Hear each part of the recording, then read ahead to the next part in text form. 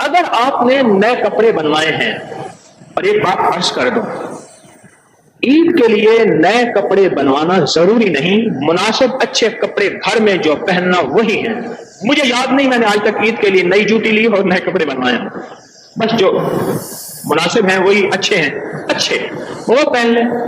بالفرض اگر نئے کپڑے بنوائے ہیں اور آپ نے جب بھی بنوائے ہیں، اس کا تعلق عید سے نہیں ہے، جو عمل بتا رہا ہوں اب، یہ جو عمل بتا رہا ہوں اس کا تعلق صرف عید کے کپڑوں سے نہیں ہے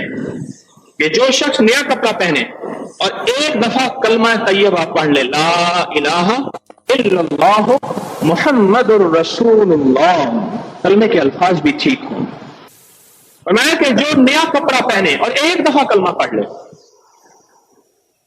ساری آفتوں، چاٹو، جنات، حسد، نظر بد، آفت، حادثات، کوئی کیڑا، کوئی سانپ، کوئی بچھو، ساری آفتوں سے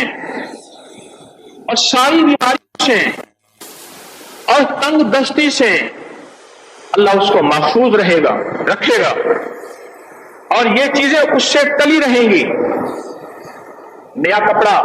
رومال، ٹوپی، جراب، بنیان، قمیض، شلوار، کوئی جسم کا کپڑا ہے، مرد کا ہے یا عورت کا ہے، ایک دفعہ کلمہ پڑھ لے،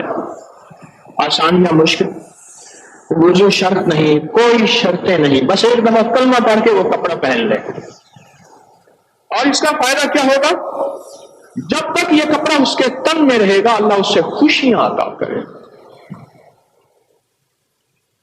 جب تک یہ کپڑا اس کے تن پہ رہے گا اللہ پاک اس کو خوشیاں عطا کرے۔